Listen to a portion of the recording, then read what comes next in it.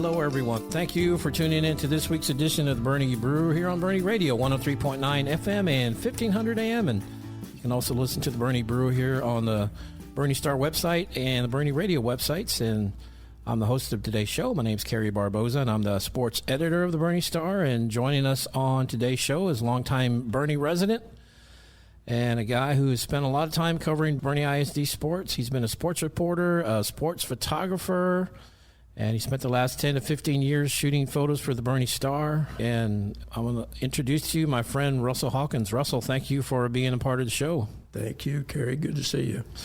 Well, you were telling me the other day that you're going to be 89 years young. Is that correct? That's true, yeah. Wow.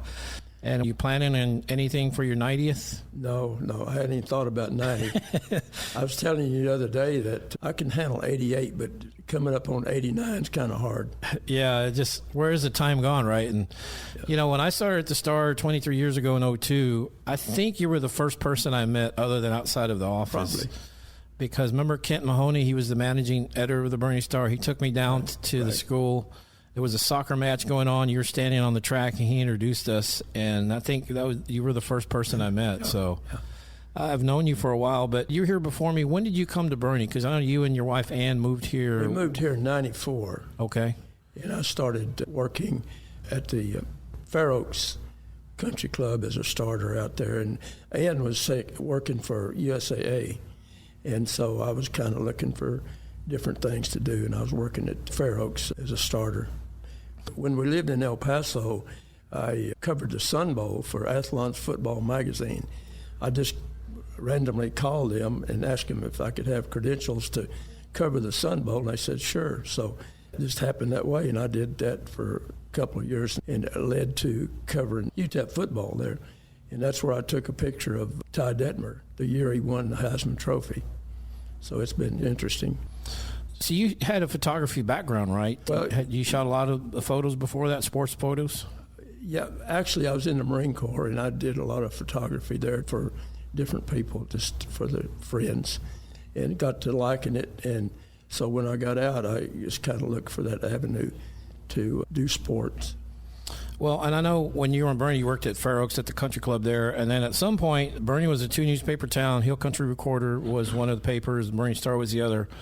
You started working at the Recorder for our friend Kit Brenner. I know she was looking for a photographer and a writer, and I know you had photography background, right? The funny thing is, I went in, I was just looking for something to do besides riding around in a golf cart. So I went in to see Kit, and I said, do you have an opening for a photographer? And she said, no, we don't have anything like that. And as I turned to leave, she said, we don't have a sports writer. And I said, I can do that. Not ever done it before. You've never written, right? So then she said, well, okay, but we can't pay you very much. And she was right about that. They didn't pay much, but I loved it. I got up early and stayed late. I would go visit the coaches and the players, and really fortunate to have that opportunity that she gave me. Well, I'm still in the newspaper business, and I can still tell you they still don't pay very much. Let me put it that way. Right. That is Russell Hawkins joining us here on the Boerne Brew, presented by the Boerne Star. I'm the host of today's show. My name's Kerry Barboza. So, did you live in El Paso? Yes. We lived there for a while because we moved from Hobbs, New Mexico, where I raised our family. And then we moved to El Paso because our daughter had married and was living there. Okay. So we wanted to get closer there. But that was a wilderness experience there. We lived there for a while. And I would tell people, I sure do miss Texas. I mean, it's a completely different thing there. So you lived in El Paso, Hobbs, and I know you spent a lot of time in Odessa. Didn't you grow up there? I grew up in Odessa, yeah. I went to all schools and high school there. That was before they have a Permian. They didn't even have a Permian at that time. It was just Odessa High? Yes.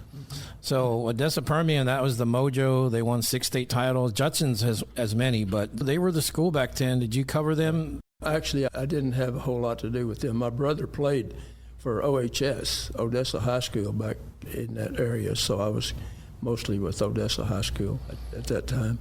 So they became a 2 high school town at a certain point, kind of like Boerne in a sense. Boerne added a second public high school, but you would tell me, and I know here one side's Greyhounds, one side of town's Chargers, and they basically cheer for each other, but there's some that won't. Yeah, there was a lot of animosity at Odessa because, for one thing, when they built Permian, they were both in the same district, played each other, and there was a whole lot of animosity between the two schools. And my brother had a construction company later when they built Permian, and he would call on oil field service companies, and he'd have two hats. He'd have a Permian hat and an Odessa hat, and he couldn't wear one without the other. You just had to make sure you had the right one on, right, when you went to that side of town. Yeah. It's not that bad in Boerne. I mean, there's still some that won't cheer and stuff like that, but it's not too bad. Odessa Permian, they had quite a run there with the Mojo Madness and all those championships. They wrote a book about it, the Bissinger book. They made a movie. Right. And I met Gary Gaines at a press conference because he left and he came back to Permian, and he was at a Alamo Dome. They were going to play in the Alamo Dome, so I got to meet him at the press conference. And you could tell that the movie had just come out, and so the other coaches were kind of in awe of him. Yeah. They were going up, shaking his hand. They were like kids in a candy store.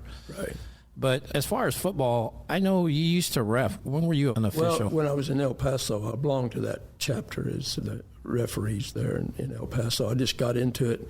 I just wanted to stay close to the game. And somebody told me you need to go do a referee, so I was working the games. And so I think one of the things that you were interested in was when I was a head linesman at a JV game. And I told the coach, I need a chain crew. He said, okay. So he went up in the stands and got these kids out of the stands to be a chain crew. They would run up and down the sideline, and I would have to stay after them because they didn't want to hurry when they made a first down. I'd have to stay after them. And so anyway, the coach came up to me and said, I'm getting tired of that chain crew telling the players what I'm calling. And I said, well, okay. And so I went to the chain crew, and I said, don't talk to the players at all. So then a little while later, the coach came to me, and he said, I'm getting my team and getting out of here. And I said, why? And he said, well, the chain crew said they're going to shoot me. And I told the referee, and he said, okay, that's it. Game's over. They had a police escort out. Interesting times there. So at what point of the game was it where they called it? It was in the fourth quarter, but it was like early. Okay. And how long were you a referee? It was about 2 years there in El Paso, yeah. Okay. And so you lived in these different places. What brought you to Boerne? Well, again, my daughter and her family moved to San Angelo, and so we were kind of looking for a place to leave El Paso for one thing, and then to get closer to her. And so we thought, well, we'll move to San Antonio. That was a good place. So we came and couldn't find anything in San Antonio, and somebody told us, you need to go out to Boerne, look at Boerne. So we did. And we stopped at a real estate company here in Boerne and said, is there any rent houses in Boerne? And they said, yeah, there's two. Yeah. There's two rent houses in Boerne at that time. So we rented one. Actually, it was beside the one we live in now. We bought the one next to us. That's how that came about. And did you know anybody in Boerne when you came? No. Didn't know so, huh? No, not anybody. Yeah, and you've been here over 30 years now, right? Yeah, and Ann worked at USAA. She got a job at USAA. Okay. So that's how we kind of survived that portion. That is Russell Hawkins joining us, longtime sports photographer, sports writer for the Hill Country Recorder, and then you spent the last 10, 15 years working for us at the Boerne Star, taking photos of Boerne High football games. But when you came to Boerne, what year did you say? That was 94? We came to Boerne in 94. 94. And it was 99 when I went into the Hill Country Recorder and talked to Kit. So 94, you come, and was Jeff Dyke the head coach then? When I went to work for the Hill Country Recorder, he was. 99. And there's a funny story, too. When I first went to work as a sports writer, and I told Kit, I said, yeah, I can do that. So first thing I had to do was go interview Jeff Dyke. And if you remember, he had quite a reputation. And so I was kind of nervous, and I went in. I said, Coach Dyke, I'm Russell Hawkins with the Hill Country Recorder. This is a true story. He looked at me, and he said, did you ever get a sports writer? And I said, yeah. So we went into his office. You remember his office? Yeah, that little one right by the gym. Yeah. Very big, hardly enough to get a desk in. Yeah.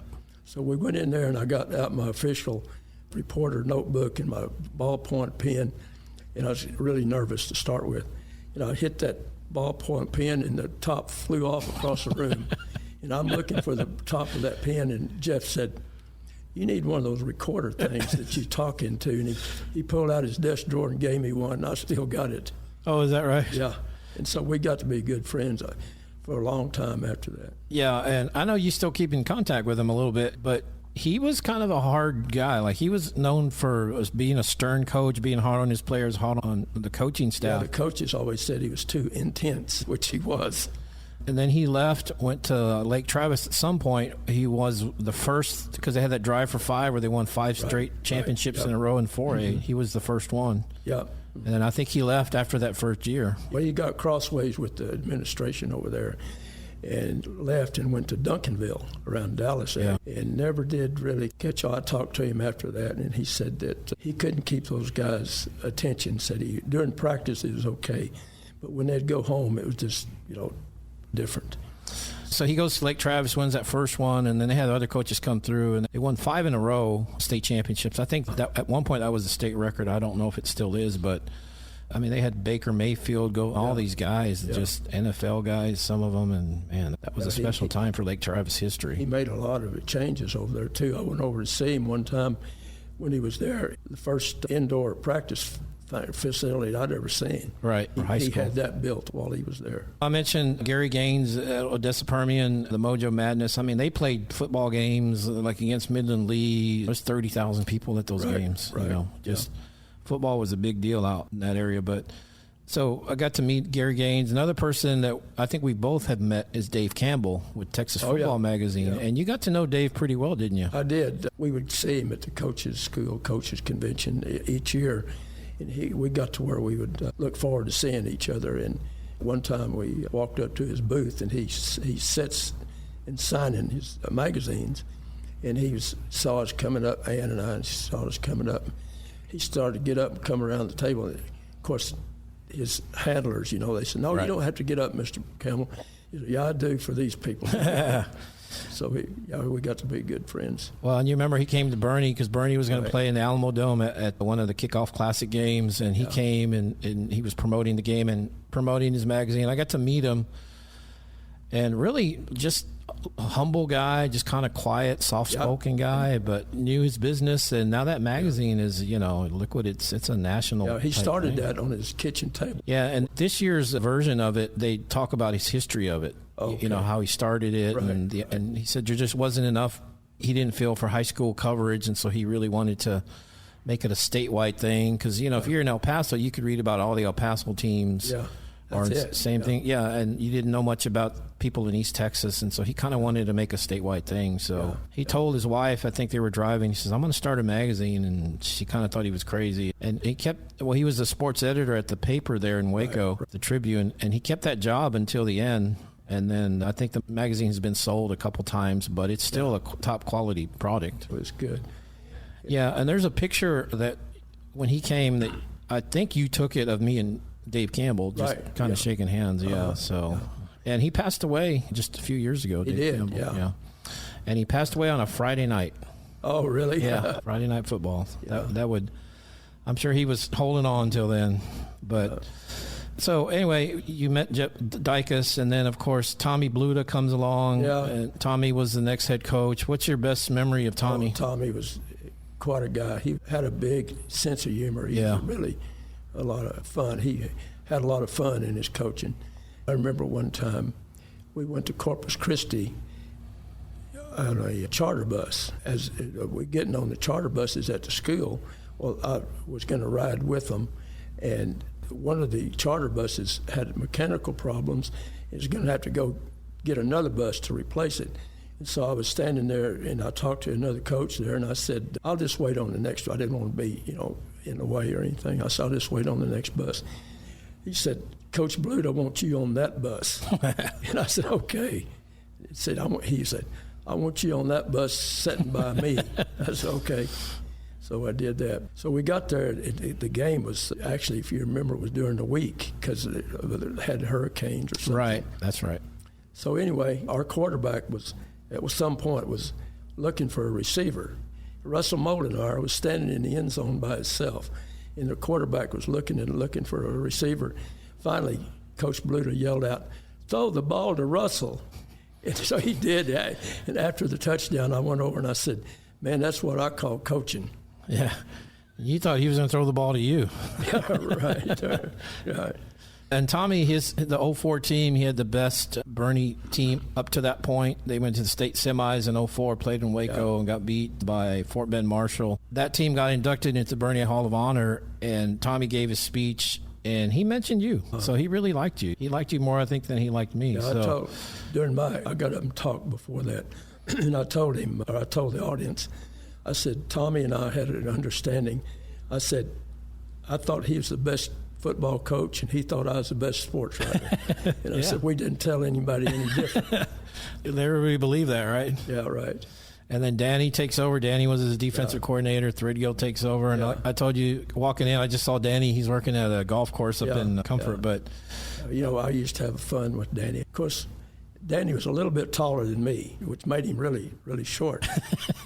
So he would, during the game, for the team photographs, all the team would get up on the risers, and the coaches would be up on the top row.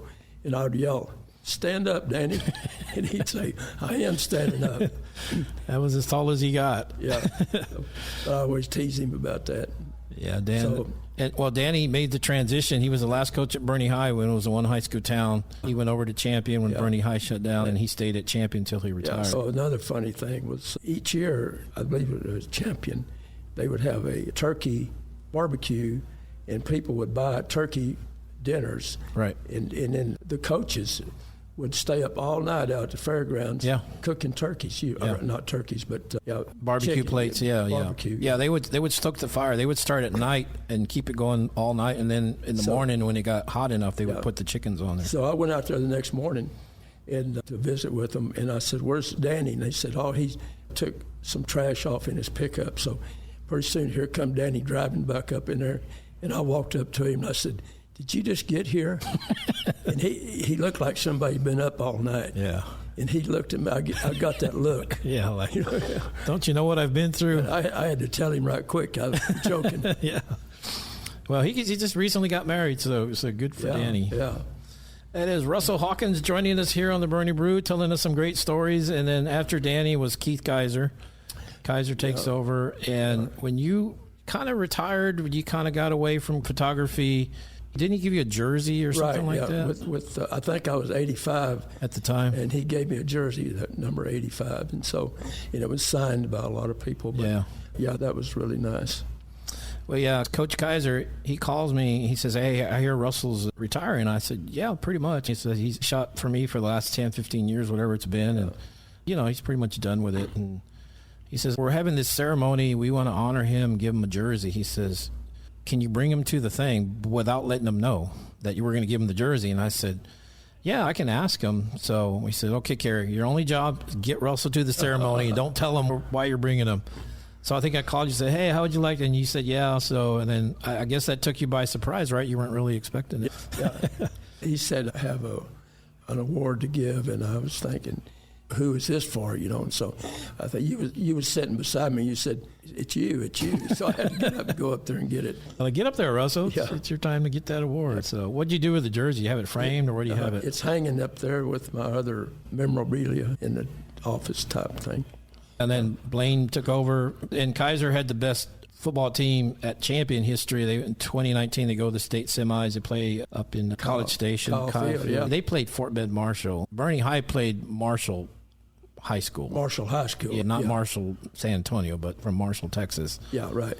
So, so they had the two best football seasons for each school. That game that Champion played against Fort Bend Marshall was brutal. Yeah, they were loaded. They didn't just tackle you, they slammed you. Yeah. And the first wide receiver of ours that caught a pass, they decked him, and he didn't get up. They had to carry him off. Well, and I remember they had Devon Achan, who's with the Miami Dolphins, and he's like an all-pro type guy. Well, he started for A&M the next year, didn't he? Yeah, he was good. And he was the MVP of the Orange Bowl the very next year. I mean, that's how good he was. And he ran pretty wild that one day. And I texted a couple of the coaches and said, well, don't feel bad about what he did to you guys because he's doing it in the Orange Bowl, Yeah. So Boerne splits. Dane Johnson is the head coach. Great Dane, called him Great Dane. Yeah, he's quite a guy. Yeah, good guy. He didn't stay a whole, real long, but then Mike Dormady comes in, and of Quentin, of course, his son signs with Tennessee, and you're still in contact with Mike Dormady. Didn't he come to Boerne to have lunch with you recently? Well, he has several times. Yeah. One of the lunches I remember was he was graduating from high school and going to Tennessee, and so I told him, I said, Quentin? Quentin. I said, can I take you to lunch? He said, before you leave? And he said, yeah. He said he had twin sisters, young. Right, the little girls, 10 years old or whatever then. He said, can I bring them? And I said, sure. So I said, why don't we go to Chili's? And so we went to Chili's, and looking at the menu, and Quentin asked his sister, says, what do you want to eat? And they said, Subway. He said, well, sometime, but not right now. Yeah, not right now. They want to go to Subway. And he's still playing. I mean, he played XFL, or, this last league. He was with San Antonio. He was really, really a good quarterback. And the thing about Tennessee was I was always frustrated because Butch Jones came down here, the head coach of Tennessee. I remember that in his orange jacket. And I took a picture from the other sideline with Quentin throwing a pass, and then Jones in his orange. But anyway, he told Quentin that he would build his offense around him if he'd come to Tennessee. And he did, and they went the opposite direction. Yeah. And so he never did work out there, but that was frustrating. And he transferred. He was at Houston for a while. Western Michigan or something. And then Shea Hendricks comes after that, and now it's Brett Sawyer. But Shea Hendricks, I know you're good friends with him as well. Yeah. Well, that is Russell Hawkins joining us here on the Boerne Brew. I'm the host of today's show. My name's Kerry Barboza, and I'm the sports editor of the Boerne Star. And one guy we both knew really well was Sam Champion. They named the high school after him, and you knew him a lot better than I did. One thing I liked about Sam, and I've mentioned it before, he would do those coloring books. Right. And it was caricatures of the players that somebody drew in there, and of you and I. Yeah, and he would always put you and me in there. Right. I never thought my photos looked very good, but yours looked good. Mine didn't. Oh. But what's your best memory of Sam? Well, I told you earlier we lived in Hobbs, New Mexico for a long time. It raised our family. Of course, we'd go to the football games. And then Doug James came from San Antonio J to Hobbs as a head football coach. So this assistant coach he had there, everybody got to know when Hobbs would make a touchdown, this little coach would run up and down the sideline doing flips. And so it turned out it was Sam Champion. And we got to meet him there earlier before. Oh, so you knew him back then? Yeah. So the reason I got to know him here is because I was on the sideline, and Sam was standing there with me at a game. He said, when we used to have games in New Mexico, it was cold. And I said, where at in New Mexico? And he said, Hobbs. And then it clicked. That was him that we would see doing flips on the sideline. Oh, okay. And so then he would tell stories. Doug James was the head coach, and they didn't have a trainer. So Sam Champion would fill in as a trainer, and so then as assistant coach. So one time we were playing Gallup, New Mexico in a playoff game. The boosters and so forth chartered an airplane. We flew to Albuquerque, got on the bus, and went to Gallup. And Sam tells this story. He says they were sitting on the plane, leaving Hobbs, and this player said, Coach, look out there. And all of his equipment was out on the tarmac. Champion said, don't you dare tell Doug James that. So they took off and didn't have anything. Said when they got to Gallup, he was going around to see if he could borrow footballs from the other team. So he told this one trainer, he said, you go get me some water. Said, I don't care how you do it. So the kid left, and he came back, and the kid had a plastic bag full of water dragging it. Oh, you just have to have Sam tell it to be funny. But, yeah, it was. So. Well, I know you worked as a sports photographer, sports writer for a couple decades. I think 2022 was your last game, wasn't it? It was a state championship game. What a game to go out on, right? That was true, yeah. And I thought that was a good one. Yeah, that was Boerne High playing in the state championship game. Yeah. They're up 21-0. Unfortunately, they're not able to hold on. But, I just remember being at Jerry World, and what a stadium, just the atmosphere. Yeah. Was that one of your best memories? Yeah, it was really good to be in that stadium. And one of the things I remember was when the other team lined up to get the field goal to go ahead, I made sure I was going to take a picture of that. so we could see a Boerne player blocking it. Right. And I could get a picture of a Boerne player blocking it, and it didn't turn out that way. Yeah, that was the game-winning field goal. Right. With a few seconds. So, One other thing, Go ahead. quick. When I would take a picture, I had pictures of different, what I call celebrities, coaches, celebrities. Yeah. I would have my picture taken with them, just kind of as keepsakes. A friend of mine on Facebook one time told me, Russell, if you don't watch out, you're going to get arrested for stalking. Yep. well, it's never happened, so. Right. Well, Russell, time has flown by. It's been about 30 minutes, and it's just, where did the time go, right? So Yeah, it's been good. I just want to thank you for coming out on the Boerne Brew. Thank you for sharing your great stories. I know you have about 100 more of them, but just want to thank you for sharing the ones that you did, and I want to wish you a happy birthday on your upcoming 89th birthday. Thank you so much. Yeah, and thank you for your service to this community and for your service as a Marine. Thank you. That is Russell Hawkins joining us here on the Boerne Brew. We'll talk to you next time. Thanks for tuning in.